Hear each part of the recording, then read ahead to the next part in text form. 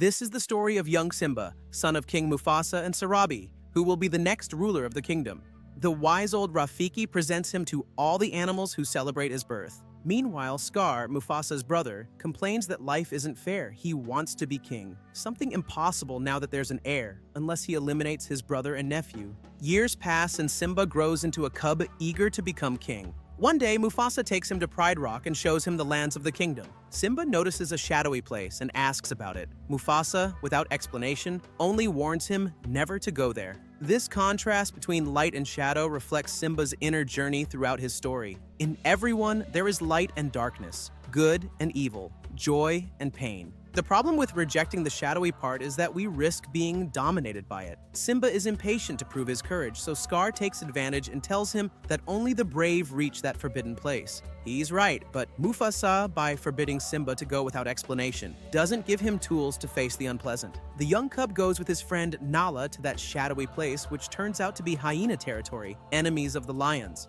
Scar has recruited these animals to execute his plan in exchange for privileges when he becomes king. 3 hyenas appear and chase the cubs. They corner them, but Mufasa arrives and saves them. Scar's plan fails, but he doesn't give up. On another occasion, Scar takes Simba to a canyon with the promise of a surprise. He tells him to wait under a tree and leaves. He signals the hyenas to create a stampede. Scar pretends to be concerned and alerts Mufasa that his son is in danger. The king rushes toward the stampede where Simba is clinging to a branch. He manages to get his son to safety but ends up hanging from some rocks. He asks Scar for help, who betrays him and throws him into the void. When the stampede ends, Simba goes down and finds his father's motionless body. He asks him to get up, but there's no response.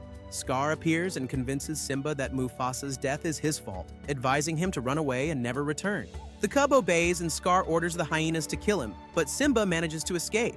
Without Mufasa or Simba, darkness takes over the kingdom. This plot symbolizes trauma and the path to healing. Scar represents Simba's wound, infected with guilt over his father's death. This wound takes control of his inner self and blocks his growth. Simba collapses in a desert and is found by Timon, a meerkat, and Pumbaa, a warthog, who save him. When he wakes up, he tells them he did something terrible and doesn't want to go home.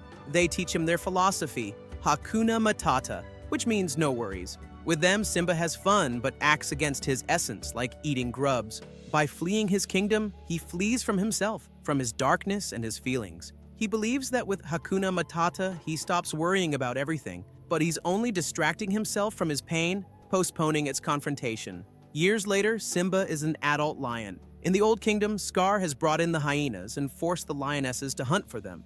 Darkness dominates and food is scarce because the food chain has been altered. This reflects that Simba's interior is gloomy due to his lack of authenticity. Due to the scarcity, Nala leaves to find food beyond the kingdom. She finds Pumbaa and tries to hunt him, but Simba defends him. They fight until he recognizes his childhood friend. She tells him about the situation in the kingdom and asks him to return to be king, as he is the only hope. He is the only hope because only he can change himself.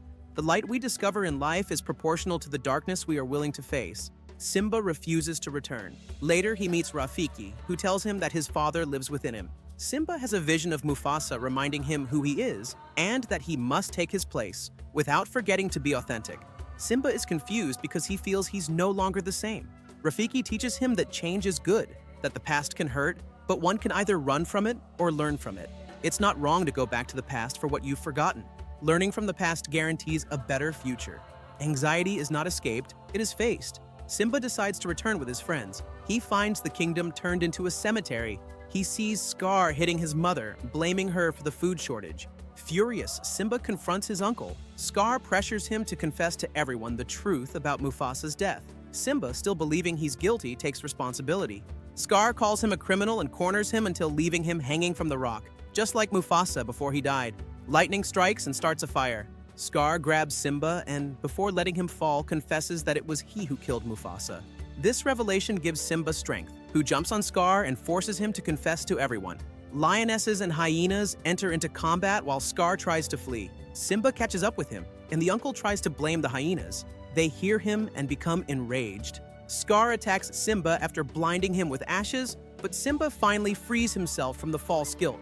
Everything you told me was a lie. With a kick, he makes Scar fall among the furious hyenas who attack him.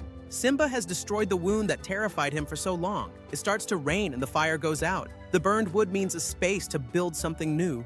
Simba climbs Pride Rock and roars, doing what his father never could, face the darkness. Over time, the lands come back to life, reflecting how healthy Simba is after having recognized and accepted his darkness and reconnected with his loved ones. Now he is stronger because of the trials he has overcome and is ready to continue the cycle, having a daughter that Rafiki presents to everyone. This story also contains a message about social injustice. When Scar complains that life isn't fair because he can never be king, it reflects an annoyance with the hierarchy that puts him in an inferior position to his nephew. Rigid social hierarchies don't allow for progress. You're born in a place and you're trapped. Little Simba acts immature at first, singing about being the center of attention and looking down on others. Scar identifies a real problem, but he doesn't care about inequality, he just wants to be on top. As Paulo Freire said, the oppressed, instead of fighting for liberation, tend to become oppressors. The lesson that Mufasa teaches Simba is that more things unite us than separate us. While the food chain puts some above and others below, the reality is that we are all connected.